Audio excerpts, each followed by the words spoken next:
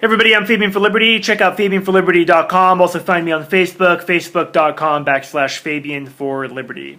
Alright, so I thought this is an interesting story a lot of you would like, and really it speaks volumes about my global economic reset theory that not only comes from me, but comes from a lot of people that I do business with that are in the know, in the meetings, they hear it as well.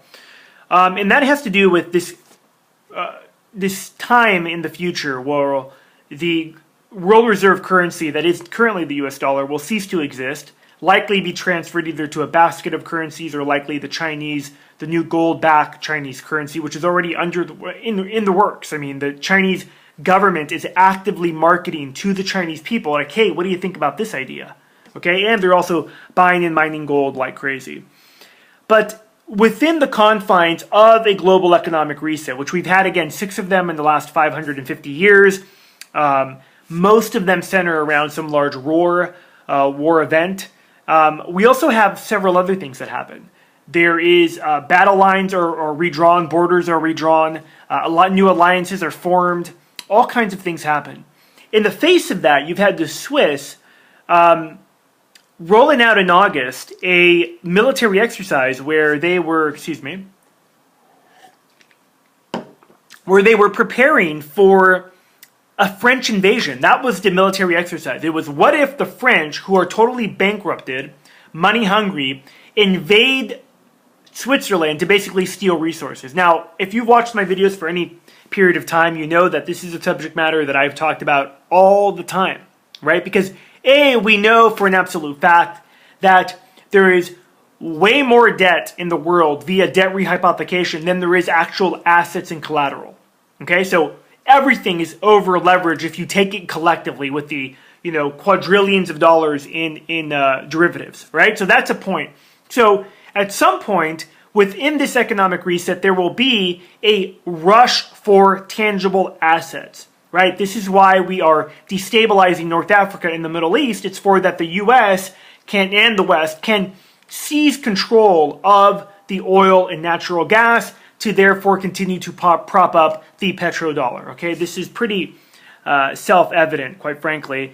But the Swiss, who have not been invaded, weren't invaded in World War II, haven't been invaded, quite frankly, since the turn of the 19th century.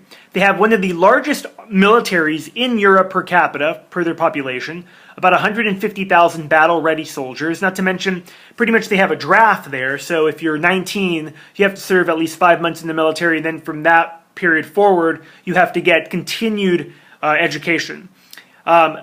Pretty much everyone in Switzerland is strapped. There is a really, really complex underground network of bunkers throughout Switzerland.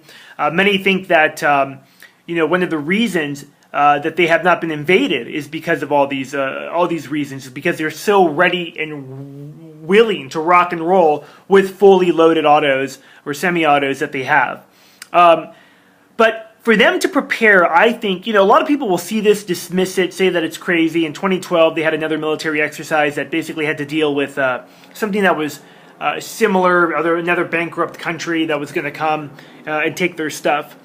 But this is interesting because this, to me, is more evidence that my philosophy, my theory that I have here, is being thought about in other parts of the world and by other heads of state, other people that are in the know. They realize that much of Europe is bankrupt. That's why they're all taking steps and preparing for potential events that in today's world may seem crazy, but if you just forecast out a little bit, you'll be like, hey, that's not so crazy anymore.